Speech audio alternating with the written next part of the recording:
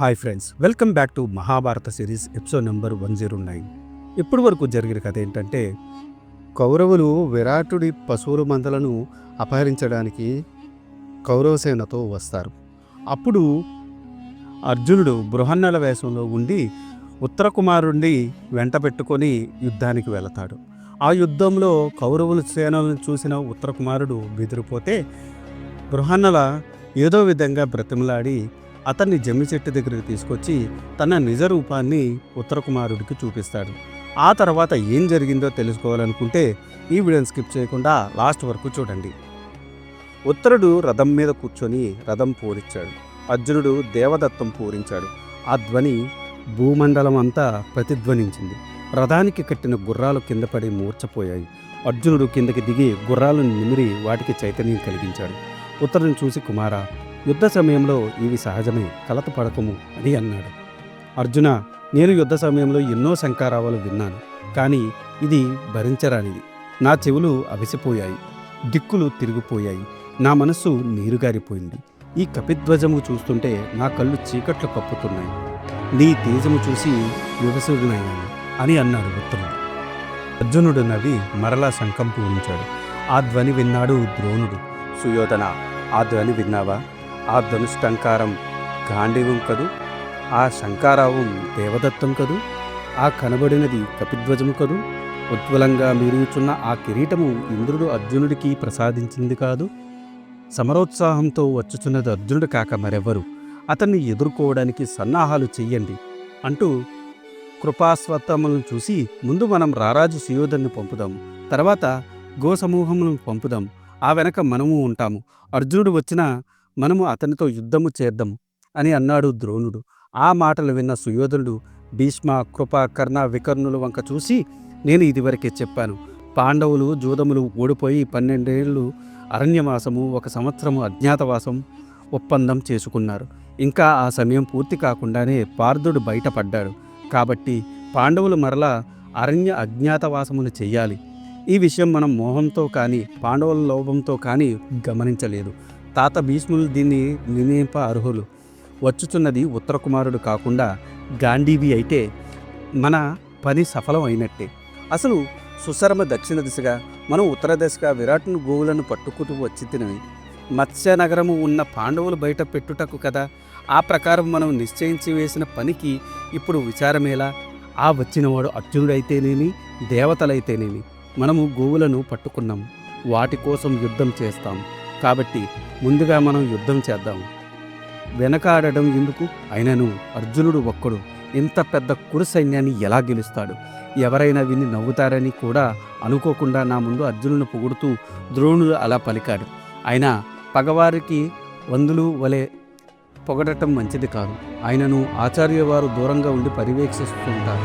యుద్ధానికి సంబంధించిన విషయాలను వారిని అడగటం ఎందుకు? భోజన సమయంలో, విలువిద్య గడిపే సమయంలో, నీతి శాస్త్ర విషయంలో బోధించేటప్పుడు వారిని మాట్లాడమనటం బాగుంటుంది, కానీ యుద్ధం సమయంలో కాదు కదా. ఆయనను వారు యుద్ధం చెయ్యరు, వెనక ఉండి మన విజయం కాంక్షిస్తుంటారు అని అన్నాడు సుయోధనుడు. తండ్రిని అలా తోలనాడటం విని అశ్వత్థామ సుయోధనుడితో ఇలా అన్నాడు. సుయోధన, పశువులు కాచేవారిని బెదిరించి ఆవులను పట్టుకున్నంత మాత్రాన గొప్పలు చెబుతున్నావు. మనం ఇంకా నగరం చేరలేదు, ఇంకా శత్రువులతో యుద్ధం చేయలేదు. యుద్ధంలో గెలిచిన వారు కూడా ఇలా మాట్లాడరు. జూదంలో రాజ్యాన్ని అపహరించి ఇలా మాట్లాడుతున్నావా? ఇక్కడ జూదం ఆడటం కుదరదు సుయోధన. అయినా నువ్వు పాండవులను జయించేనా పాండవ పత్నిని సభలోకి ఈడ్చుకు రమ్మని ఆజ్ఞాపించినది? అది శకుని కుటిల నీతి కాదా? ఇప్పుడు నీ మీదకి వచ్చు శత్రువును ఆ శకుని వచ్చి ఎదుర్కొంటాడులే. సభలో అవమానింపబడి ఆ కపికేతనుడు నీ మీదకు యుద్ధానికి వస్తున్నాడు. నీవు గురువుని ఆక్షేపించావు, కానీ దేవదానవులను జయించిన అర్జునుని ఎదుర్కోగలవా? వీరుని ఎవరైనా పొగుడుతారు. ఆయనను తన ప్రియ శిష్యుడు పుత్ర సమానుడు అయిన అర్జునుని పొగడం గురువుకి తగదా? ఇన్ని మాటలు అన్న తర్వాత కూడా సిగ్గుమాలి ద్రోణుడు యుద్ధం చేస్తాడు, కానీ నేను మాత్రం చెయ్యను. సుయోధన, యముడు చెలరేగిన, అగ్ని ఆగ్రహించిన, మృత్యుదేవత పురులు విప్పిన కొంతైనా మిగులుతుంది, కానీ అర్జునుడి బాణాలు సర్వనాశనం చేస్తాయి. నీ కుటిల బుద్ధులు ఇచ్చట పని చేయవు.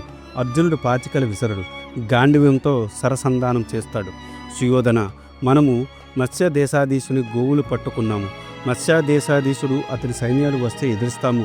అంతేకాని అర్జునుడు వస్తే అతని సమీపానికి కూడా పోము అని అన్నాడు అశ్వత్థామ. ఆ మాటలకు కర్ణుడు కోపంతో ఊగిపోయాడు. మనం ఎందుకు వచ్చాము? పాండవులను బయట పట్టడానికి, ఆవుల మందలను గ్రహించడానికి మనం వచ్చాము. ఇప్పుడు అర్జునుడు చూసి బెదరడం భావ్యమా? సుయోధను పిచ్చివాడిని చేయటం ఒప్పుతుందా? మీకు భయంగా ఉంటే దూరంగా ఉండండి. ఒక్కడిని ఎదిరించడానికి ఎంతమంది కావాలి? నేను ఒక్కడిని ఎదిరిస్తాను. కపిధ్వజాన్ని విరగ్గొడతాను. దాన్ని చుట్టుముట్టిన పిశాచమును నాశనం చేస్తాను. సారథిని చంపుతాను. అర్జునుడి శరీరం నా బాణాలతో తూట్లు పడేటట్టు ఛేదిస్తాను.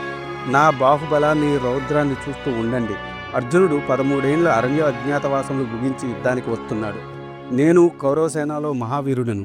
మేము ఇద్దరం పోరాడటం ఉచితమే గదా.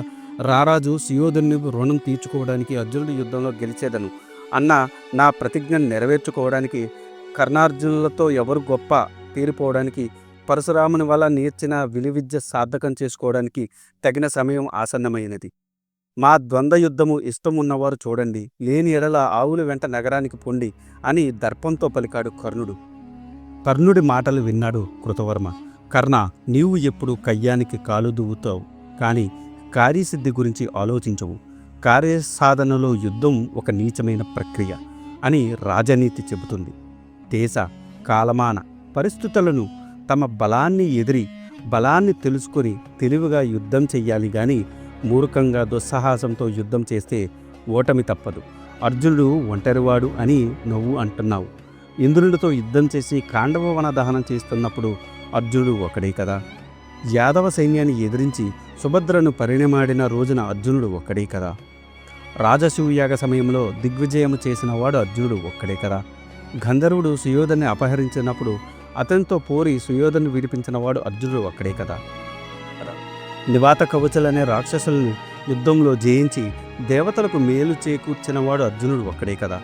దేవేంద్రులకు అజేయులైన కాలకేయుల రాక్షసులను జయించినవాడు అర్జునుడు ఒక్కడే కదా. అంతెందుకు, నువ్వు అక్కడే ఉన్నావు కదా. ద్రౌపది స్వయంవరంలో అభేద్యమైన మత్స్యయంత్రమును కొట్టి ద్రౌపదిని చేపట్టినవాడు, తన మీద తిరగబడిన రాజులను జయించినవాడు అర్జునుడు ఒక్కడే కదా. పాండవులందరూ తమ తమ శక్తి కొద్దీ దిగ్విజయం చేశారు. కానీ నువ్వు హస్తినాపురంలో కూర్చొని ప్రగల్భాలు పలుకుతున్నావు. అట్టి నీవు అర్జునుని ఎదిరిస్తావును అనడం ఒంటి చేత్తో సముద్రం ఈదటం లాంటిది. కాబట్టి ఆ దుస్సాహసం మంచిది కాదు. మనం ముందు రాజును కాపాడుకోవాలి, కానీ యుద్ధోన్మాదంతో కాదు. మనం అందరం కలిసి అర్జునుని ఎదుర్కొందాము, పోరాడదాము. కానీ నువ్వు ఒక్కడవే పోరాడతాను అని అనడం అవివేకం అని కర్ణుని మందలించాడు కృపాచార్యుడు. కర్ణుడికి కోపం వచ్చింది. కృపాచార్య, నీవు శత్రువులకు మిత్రుడవని తెలిసి కూడా నిన్ను తోడుగా పిలిచాడే సుయోధనుడు అమాయకుడు కదా. బాలురు, బంధువులు రాజుగారి సంపదలు అనుభవిస్తారు, సమయానికి తప్పుకుంటారు. ఇంటికి వెళ్ళి హాయిగా ముష్టాన్నములు ఆరగించు. అనవసరంగా రాజు నిన్ను యుద్ధంలో ప్రవేశపెట్టాడు. మరు మాటాడక విల్లు. నేను విల్లు అందుకుంటే 14 భువనాలు గడగడలాడతాయి. ఒక్క రధికుడు అర్జునుడు ఎంత అని అన్నాడు కర్ణుడు. ఇదంతా మౌనంగా వింటున్న భీష్ముడు, సుయోధన, ద్రోణుడు, అశ్వత్థామ, కృపాచార్యుడు సమయోచితంగా మాట్లాడారు. కర్ణుడు కూడా వీరోచితంగా మాట్లాడాడు. కానీ ఒకరిని ఒకరు నిందించుకోవడం మంచిది కాదు. అంత శక్తి ఉన్నవాడు యుద్ధం చేయాలి, కానీ ఇలా ఇతరులను నిందించడం ఎందుకు? శత్రువులను ముట్టడించక ముందే దూరంగా ఉన్నప్పుడే తగిన ఉపాయం ఆలోచించడం మంచిది కదా. శత్రువులు పరాక్రమవంతుడైన పొగడటం సజ్జనులకు ఉచితం. పెద్దలను గౌరవించాలి, కానీ ఎంత మాట అంటే అంత మాట అనకూడదు కదా. ప్రస్తుత కర్తవ్యం ఆలోచించండి. అర్జునుడు మన మీదకు వస్తున్నాడు. ఆచార్య, మనం అందరం కలిసి పోరాడుదాం. విభేదాలకు ఇది సమయం కాదు. నన్ను క్షమించండి. ఎవరో ఏదో తెలియక అంటే మీరు కోపించుకుంటారా? పదండి ఆచార్య అన్నాడు భీష్ముడు. అయ్యో, మీరు క్షమించమనడం ఎందుకు? మిమ్మల్ని క్షమించేంతట వారం కాదు మేము. ద్రోణులు వారు శాంతిస్తే చాలు, మాకు అంత మర్యాద అవసరం లేదు అన్నాడు కృపాచార్యుడు. భీష్ముడు కర్ణుడితో కూడా పోయి ద్రోణాచార్యుడు, అశ్వత్థామను క్షమించమని కోరాడు. ద్రోణుడు శాంతించాడు. భీష్ముల వారి మాటలతోనే నా కోపం పోయింది. పదండి, ముందుకు నడవండి. ముందు మనం రాజును కాపాడుకుందాము. అర్జునుడు చాలా కసితో వస్తున్నాడు. మనం అందరం అర్జునుడికి ఒక్కసారిగా ఎదుర్కొందాము. అదియూ కాక అజ్ఞాతవాసం గురించి సుయోధనుడు ఒక మాట చెప్పాడు. దానికి భీష్ములు వివరణ ఇస్తారు అని అన్నాడు ద్రోణుడు భీష్ముని వైపు చూస్తూ. ఇది ఈనాటి వీడియో. ఆ తర్వాత ఏం జరిగిందో తెలుసుకోవాలనుకుంటే మీరు నా నెక్స్ట్ వీడియో కోసం వెయిట్ చేయాల్సిందే. దానికన్నా ముందు నాదొక చిన్న రిక్వెస్ట్. నేను చేసే ఈ మహాభారత సిరీస్ వ్యాస భారతం నుండి కవిత్రయం అంటే నన్నయ్య గారు, తిక్కన గారు, ఎర్రాప్రగడ గారు తెలుగులోకి అనువదించారు. అదే ఈ మహాభారతాన్ని నేను మీకు యథాతథంగా అందించాలనే సదుద్దేశంతో ఈ వీడియోలు చేస్తున్నాను. జనరేటెడ్ ఇమేజెస్తో వీడియోస్ చేయడం కొంచెం కష్టతరమైన విషయం అయినప్పటికీ మన సనాతన ధర్మంలో ఉన్న మంచిని చెప్పాలనే ఉద్దేశంతో పూర్తి కథని ఈ వీడియోల రూపంలో అందించడం జరుగుతుంది. అందుకని మీలాంటి వారి సపోర్ట్ నాకెంతో ముఖ్యం. మీరు నన్ను సపోర్ట్ చేయాలనుకుంటే జస్ట్ మీ అభిప్రాయాన్ని కమెంట్ల రూపంలో తెలియచేస్తూ, లైక్ చేస్తూ, 10 మందికి షేర్ చేస్తూ మన ధర్మాన్ని 10 మందికి అందేలా చేయాలని కోరుకుంటున్నాను. ఈ వీడియో కనుక మీకు నచ్చితే do like, share and subscribe. Thanks for watching. జై సనాతన ధర్మం.